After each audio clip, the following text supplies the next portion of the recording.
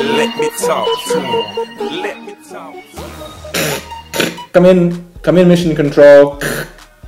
This is Anthony en route to Mars with the Numbats on assignment to replace the rover battery. The rest of the Numbats team of Marcus, Grant, Bruce and Boo send their regards. The voyage has given us time to reflect on our team performance when the Numbats, China and NASA were last together. The following presentation explains how we went from chooks to geese over 24 hours by looking at leadership, group work and teamwork, performance in a virtual team environment and team processes. We have reflected on observations of our behaviour supported by a framework of theory and analysis that leads to recommendations for the future. Let's begin with Marcus and his observations about leadership. On the leadership front, I began the exercise with an approach in mind. I felt that due to the short turnaround time before the first deliverable was due, that a coercive and authoritative approach was required. This was due to the feeling that insufficient time was available to explore the problem space. The team, however, consistently expressed a desire for a better statement of the problem space, especially from a whole of project perspective. In summary, I felt like I reverted to System 1 thinking and processes. This leadership approach had flow-on effects, which upon reflection should not have eventuated. For example, the team spent very little time planning. We were quickly engrossed in resolving technical issues. However, while planning didn't occur, the team did operate in a very collegiate fashion, self-organising into sub-teams to tackle issues and events as they occurred. In about 30 minutes, just to get all the team leads together, go where are we up to and how far we have to. There should be a board. Can you abstract it up a level and explain to me more generally what we're seeking to achieve, literally our contribution is? Yes, so that's... I will, but first of all, 3 teams together have to build this robot thing that can pick up a ball, go over a hill, pick up a ball, go back over the hill and drop it. Has to do it twice. Remotely or controlled? Via the internet. Right. Okay, so we've got 60 minutes to come up with a single blueprint model. So the 3 teams have to collaborate and get that done. So we've got to work on the control system, which I'll go through in a sec. So have you progressed any further with the design at all, team leader, and the communications between the other 2 teams? I think we've progressed now that we've got a 3-way thing going. Let me hit mute again. I think our design's been over there for about 25 minutes at least now, and it seems like the arm is the hold up at the moment. Right. So you're...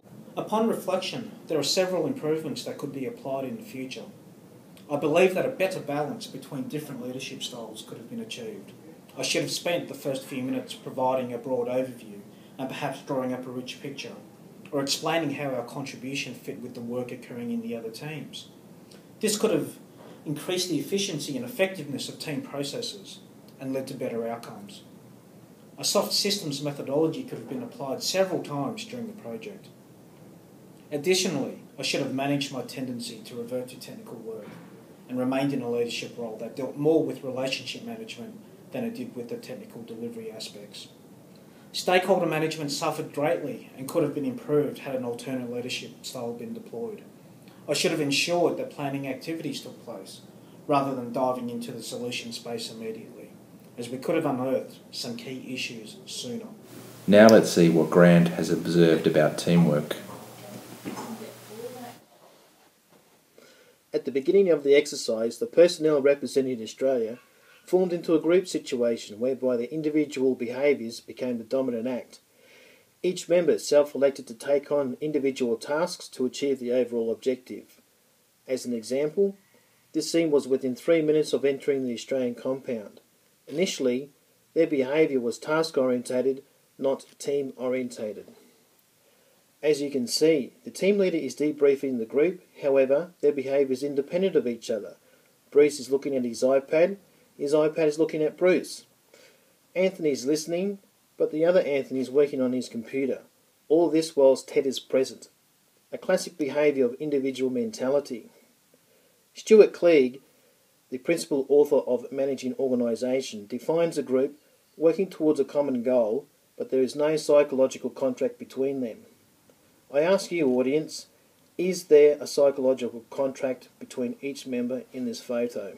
Stephen Robbins, in his book Organisational Behaviour, emphasises that workgroup performance is the result of the summation of each member's contribution, as you can see this at the end of day one.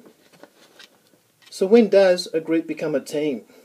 Well, Dr. Susan Whelan, a professor of psychological studies and training and development, states a workgroup becomes a team when shared goals have been established and effective methods to accomplish those goals are in place. The key here is effective methods. What constitute effective methods of a team? Well, when they include people and task processes, as outlined by Egg Yashin. Team process has to do with how we do what we do rather than just what we do. We know team processes are variable and can influence team performances. Therefore, building effective teams involve minimising process loss and maximising process gain. Basically, you need to design a team structure and team processes that draw on the capabilities of all team members, where the leadership can, if required, be shared between the team. Dr. Whelan.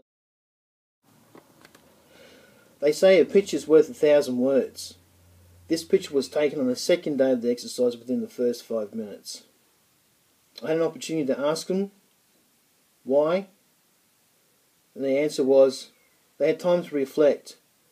They realised that they were working as a team, so they sat down and discussed the team's performance and the objective for the day. The decision was based on real work together. I can confidently say there is a psychological contract between them. Thank you. Bruce now explains virtual team performance using the punctuated equilibrium model. The numbers had functioned as a temporary task group, working under a time-constrained deadline. The punctuated equilibrium model shown in this diagram predicts that a team spends half its time fluffing about, like we did being chooks. At exactly halfway through its allotted time, the team transforms to realise its purpose, was where we had a major reflection overnight. Then spends the remaining half of its time completing the task, which is when we turned from being chooks into geese, because we really flew home in the last part of the day to get the rover done on time in almost exactly 24 hours. Yep.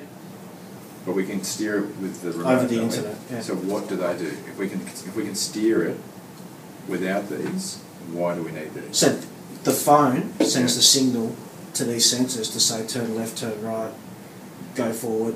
Now are you sure that's right? Because why would there be three? We faced all 5 major issues that trouble for a virtual team. We overcame them all, although you'll see that the ICT is a key area that you need to get around, your head around, and make sure it doesn't assume that it's going to be fixed for you, and our trust was already there. We've got a established connection. All right. Established connection. All right. Houston. So you've got the design now, right, Mark? Next we have an in-depth explanation of team processes. I'm here to examine process, or more importantly, how team processes influence team performance. The examination will explore both inter- and intra-team processes, looking particularly at the task and relationship dimensions of process. The design and employment of workable task and relationship processes are essential in managing complex projects. These processes determine how teams share information, resolve conflict, be creative and solve problems. As was described on the previous slide, I will consider process from the intra- and inter-team, task and relationship dimensions. As argued by Steiner, group productivity is the potential productivity of the group minus losses due to faulty processes such as coordination and motivational losses.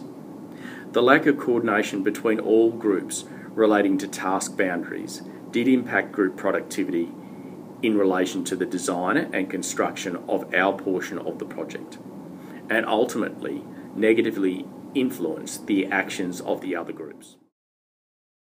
Inter-task process. Poor coordination and delineation of task boundaries between groups resulted in process loss and ultimately impacted the productivity of our group. For a significant period of the first day, the majority of the group members did not have a clear picture of what each group was undertaking and therefore their task boundaries. An example of a boundary that our group did not understand related to the fact that the NASA team had been allocated responsibility for integrating all components of the rover. However, at one stage, our group believed that it may be undertaking that role. It also became clear that the other teams did not understand the navigation and control portion of the rover that we were constructing included 2 large mobile phones that needed to be integrated onto the rover. The following... Good idea. So It will not change your control system. Thank you. however, I think your question valid. So I've got a couple of questions for you to consider, guys. We've got a mobile phone.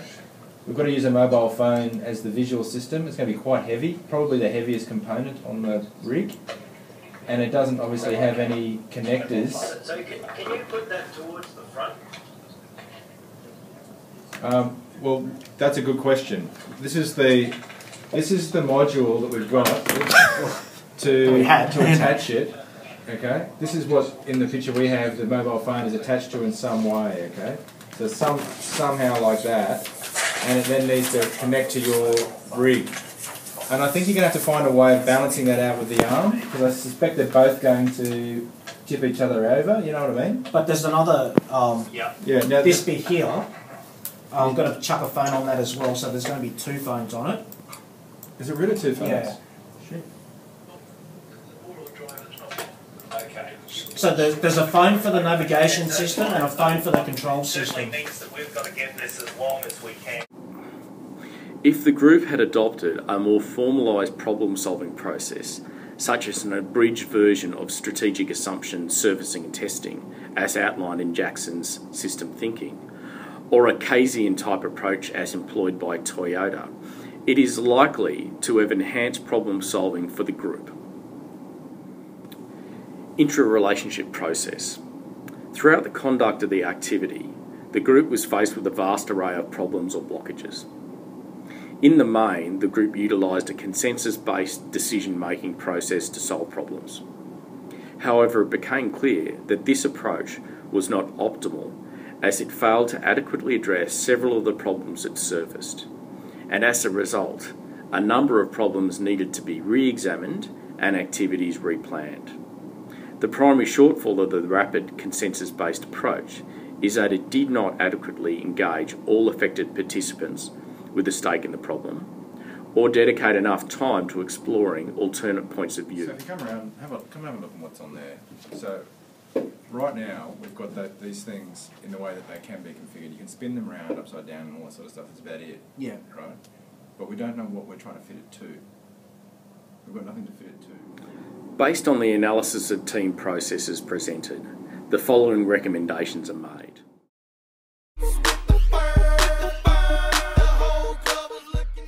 So mission control, as we come up towards the landing on Mars, we can see that we have 4 key recommendations for teams to perform at high levels in complex projects. Firstly, apply system methodology to ensure all team members are working to a shared understanding. Secondly, focus on how the team will work, not just what they will do, and form a psychological contract with each other.